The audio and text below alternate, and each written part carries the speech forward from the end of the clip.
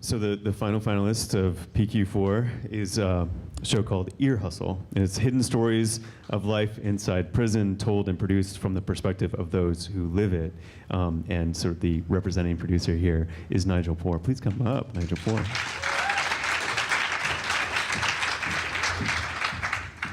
So Nigel's co-producers are not here with her today because they're actually inmates at San Quentin, but we will hear from them in a bit by the magic of video.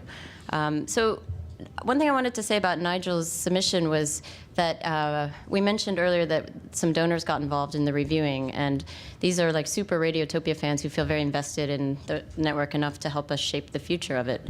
And this was like by far the runaway top pick of the donors. And you know, it was high on our list as well, but that fact for me was so important because we're like producers going through these ideas and thinking about how we would do them and how we wouldn't do them. But like that's a listener who loves the networks. That's their point of view. It's what they want to hear coming out of what we're doing. That feedback I think is always so valuable to have listener input to new ideas. So congratulations on that. They raved about it top to bottom, and you know, it helped us. It influenced our decision a little bit, actually. It was so important. So can you tell us a little bit about the setup and how the show's going to come together, given some of the constraints you face that many of us wouldn't? Yes, we have a lot of constraints. The idea is to talk about the hidden stories of life inside prison and not concentrate on the stories that we hear on the news and read in the newspaper. So sort of the minutia of prison life. And my co-host and producer and sound designer are both incarcerated men, one who's serving a life sentence and one who's actually probably going to get out in about 4 years. And so there's a lot of challenges about inside and outside people working together. But one of the important parts of this project is that we really want to produce something that shows that people on the inside and the outside can work together as colleagues. And that's very important to us, that it's seen as a real collaboration. And just because I'm the one on the outside, it doesn't mean that it's my project, and it doesn't mean that it's the men's project, that we are equal partners in this. So I think that'll be an interesting challenge, not so much for us, but people who are listening to it. I think that's who a might question. wonder why you're one of the voices exactly. instead of them. Yeah. It couldn't be done without me, and it couldn't be done without them. We really need each other, and that's kind of beautiful. Yeah, and it was actually that point in the interview where I realized, you know, we felt like we had some hard questions for you, but that you had really gone over every angle of this, and there was total shared ownership of the idea. And by the end of the interview, I wasn't uncomfortable at all about, you know, who was in charge of what and the decisions you were making with me. Like, we communicated a bit more because I can't email with Antoine and Irlan, and you know, but I was very certain all along the way that was a very even representation. It's great to hear that. And I've been working inside the prison since 2011, so I've gotten to know these guys for quite a long time before we started the idea of the podcast. Yeah. And in addition to just that, what about the sort of bureaucracy of the prison itself? Like, how does that? I was worried about this from the beginning. Yes. But yeah, well, San Quentin's a pretty different prison. It's much more progressive, and there's a lot of programs there. And we actually have a media lab inside the prison where we work, and we work very closely with the public relations officer, Lieutenant Robinson, who listens to everything we do and has to okay it. And the administration's incredibly supportive about this project. So surprisingly, I don't think it'll be a problem. I mean, we always have to be careful with our stories and to walk a very fine line between censorship and not having a gag put in our mouths. Yeah. So that's something we think about a lot.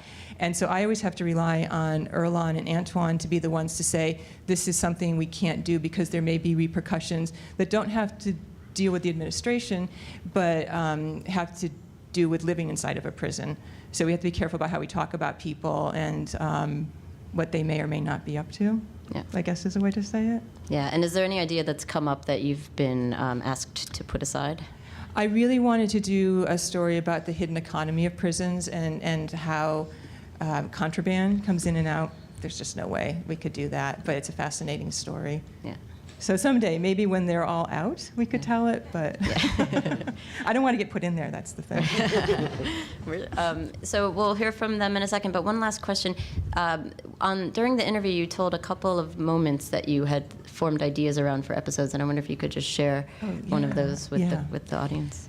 So one of the stories I'm particularly interested in is cooking in prison and how guys turn their cells into kitchens and are incredibly resourceful, finding ingredients in a place where where sustenance in so many ways is lacking.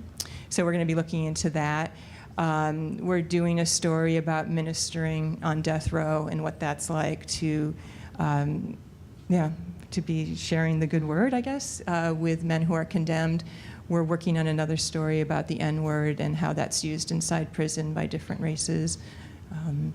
I want to do a story about, there's a few transgender incarcerated people, and I'm actually going to get a makeover and learn how to do how to make all my makeup from what can be found inside a prison. Wow, cool. When we were talking to them, they're like, what would you want to know about? And so I suggested pets. Like, are there animals in prison? Actually, we are working, so thanks to you, we are working on a pet story right now. I was editing it on the airplane, actually. Cool. So that one's for you. Oh, excellent. That's a classic Radiotopia producer move, editing on the airplane. It makes you'll be time go by ready. so fast. It's unbelievable. Yeah, true. Okay, well, Antoine and Erlan did, sorry, I'm going to get us to a video that we can see of them. Sorry, this is the, sorry. And you can get to know them as well. Yeah. How you doing? My name is Erlan Woods, and I am co-host and co-producer of Ear Hustle.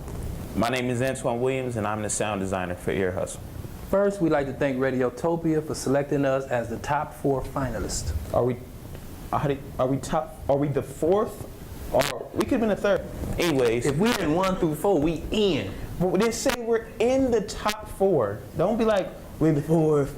Thank you, Radiotopia. We are humbled. We're honored to be amongst so many worthy contestants. We also want to thank Nigel for introducing us to the podcast world. Where's she at?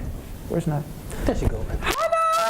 Well, I think out of all the stories, I want to say the solitary confinement is a story that touched my heart, because I did a couple of years in solitary confinement, and it was, just imagine being in your bathroom for 23 hours a day, just stuck with your thoughts. Oh, not that good bathroom. No, not the that good, big not the bathroom. fluid y'all in. bathroom. The heated floors. You be in there, the walls be closing in on you. Silence is just pop your ears and chokes you out. Don't choke me out. What story you close to? I'm close to the N-word. The N-word. Negativity. What were y'all thinking when he said the Oh N-word? my. For shame. Everyone raised their hand that has ever used the N-word. Oh, in a song though. In a song. In a song? Or like by yourselves and no judgment. No judgment at all.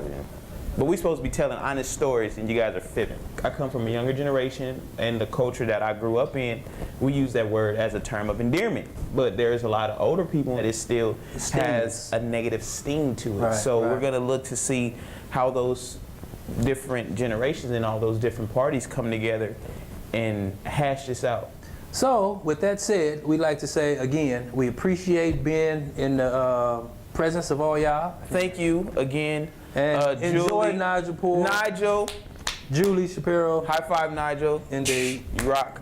Thank you again, Radiotopia. You guys have a blessed day.